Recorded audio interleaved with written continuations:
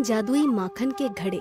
एक गांव था जिस गांव में गोपी, रामू और मीरा नाम के तीन दोस्त रहते थे। वे तीनों एक साथ स्कूल जाया करते थे और एक साथ खेला करते थे। गोपी गरीब लड़का था, उसका घर बहुत छोटा था और वो ज्यादा महंगे कपड़े नहीं पहन सकता था।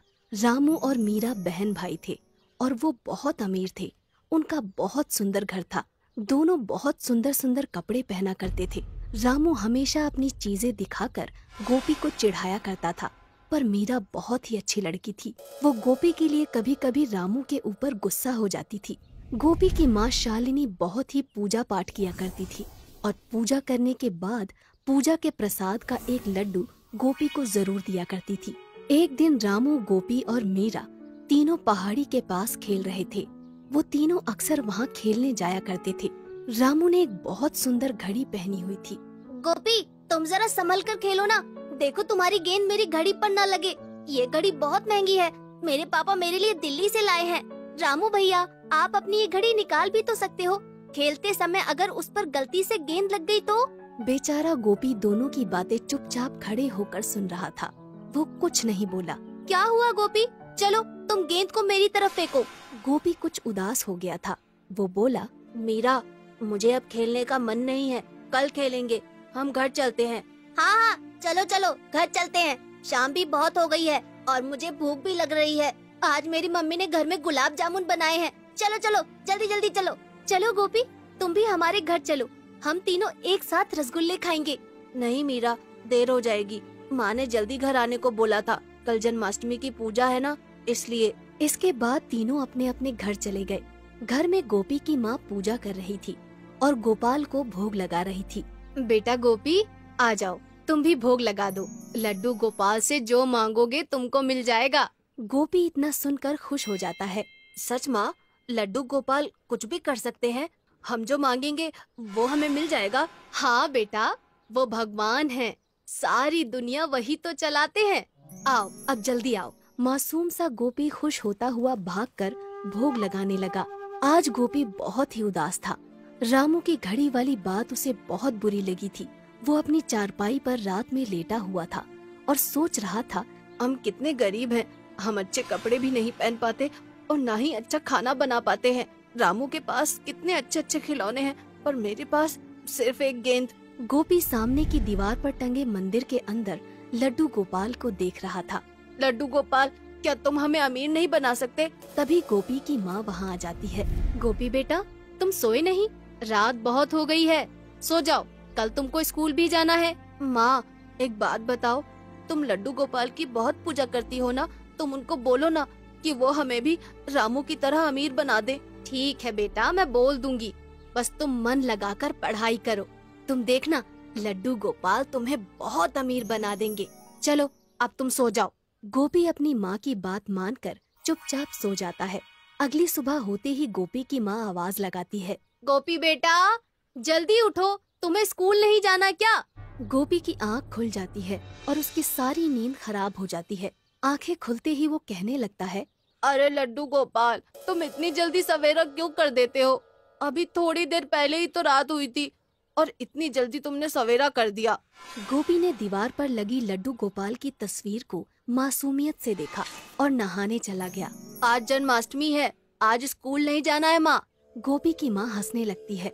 बेटा, यही एक अच्छा तरीका है तुम्हें जगाने का। गोपी की माँ ने छोटी छोटी 3 मिट्टी की मटकियों में मक्खन भरकर एक प्लेट में सजाकर वो प्लेट गोपी को दे दी। बेटा गोपी, ये तीनों मटकियाँ मंदिर के पास एक रस्सी से बांध दो। गोपी ने पूछा कि इन मटकियों में क्या है। इन मटकियों में मक्खन है और हम आज लड्डू गोपाल को माखन का भोग लगाएंगे। कहते हैं मंदिर में मक्खन की मटकियाँ रखने पर रात को कृष्ण कन्हैया स्वयं आ जाते हैं और माखन खा लेते हैं, और जिसका माखन उन्हें पसंद आ जाता है उसकी सारी मनोकामनाएं पूरी हो जाती हैं। गोपी को ये बात बहुत अच्छी लगती है और वो छुपकर रसोई में जाता है और एक मुट्ठी शक्कर अपनी जेब में भर लेता है। घर के आंगन वाले मंदिर में पहुंचते ही गोपी अपनी जेब से शक्कर बाहर निकालता है। लड्डू गोपाल, मैं आपको ज्यादा मीठा माखन खिलाऊंगा, लेकिन आप बदले में मुझे अमीर बना देना। इसके बाद गोपी थोड़ी थोड़ी शक्कर तीनों मटकियों में डाल देता है और मटकियों को रस्सी से मंदिर के आंगन में लटका देता है। माँ, मैं खेलने जा रहा हूँ। मैंने मंदिर में माखन की मटकियाँ रख दी है। बेटा शाम को जल्दी आ जाना, आज जन्माष्टमी पूजा है। गोपी अपनी गेंद को लेकर टहलता हुआ पहाड़ों के पास उसी नदी के पास चला जाता है जहाँ वो अक्सर अपने दोस्त रामू और मीरा के साथ आता था। वहाँ जाकर गोपी की नजर एक फूलों वाले पेड़ पर पड़ती है। गोपी सोचता है कि ये कितना सुंदर पेड़ है, चलो इसके नीचे ही बैठ जाता हूँ। गोपी वहाँ बैठकर अपनी गेंद को उछाल उछाल कर खेलने लगता है कि तभी उसकी गेंद उसके हाथों से छूटकर नदी में जा गिरती है और गोपी को तैरना नहीं आता था, इसलिए वो मायूस होकर वापस लौट आता है। रात को गोपी और उसकी मम्मी पापा साथ मिलकर लड्डू गोपाल की पूजा करते हैं और जन्माष्टमी का भोग लगाकर सो जाते हैं। अगले दिन गोपी जब मंदिर के आंगन में जाता है तो तीनों मटकियों के नीचे बहुत सारा मक्खन डला हुआ था। माँ, ये मटकियों से माखन किसने निकाला है? देखो कितना सारा माखन नीचे गिरा दिया है। बेटा अभी मंदिर के आंगन में तो कोई नहीं गया, जरा मटकियाँ खोल कर देखना। गोपी शरारत करते हुए तीनों मटकियों को फोड़ देता है। मटकियाँ फूटते ही उसकी आंखें फटी की फटी रह जाती हैं। तीनों मटकियों से हीरे और चांदी के सिक्के और नोटों की गड्डियाँ नीचे गिर रही थी। माँ, ओ माँ, जल्दी आओ, देखो इन मटकियों में कितना सारा खजाना भरा है। गोपी की माँ तुरंत वहाँ आ जाती है। हे भगवान, इतना सारा खजाना! लगता है लड्डू गोपाल ने हमारी प्रार्थना सुन ली है। गोपी और उसकी माँ बहुत खुश थे। अब वो भी बहुत अमीर हो चुके थे। उनके पास बहुत सारे हीरे और चांदी के सिक्के और 2000 के नोटों की गड्डियाँ आ गई थी। उन्होंने अपना बहुत सुंदर घर बनवा लिया था और सुंदर सुंदर कपड़े भी खरीद लिए थे। गांव के लोग समझ रहे थे कि गोपी के पापा बाहर से बहुत सारा धन कमा कर लाए हैं। अब गोपी अपने दोस्त रामू से भी ज्यादा अमीर हो गया था। अब गोपी बहुत खुश था। कुछ दिनों बाद रामू और मीरा गोपी के घर खेलने आते हैं। दोनों भाई बहन गोपी का घर देखकर दंग रह जाते हैं। इतना सुंदर घर उन्होंने कभी नहीं देखा था। रंग बिरंगे सुंदर सुंदर पर्दे और सुंदर सुंदर खिलौने और बहुत बड़ा प्यारा सा बागीचा। वहाँ बागीचे में बहुत सुंदर झूला भी था।